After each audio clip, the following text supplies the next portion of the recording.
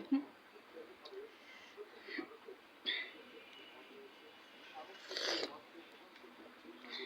সকালে নাস্তা করলাম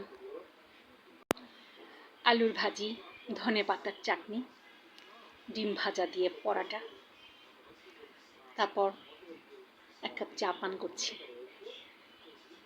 ভালো আছেন সবাই? দোয়া করি ভালো থাকুন, আমাদের জন্য দোয়া করবেন।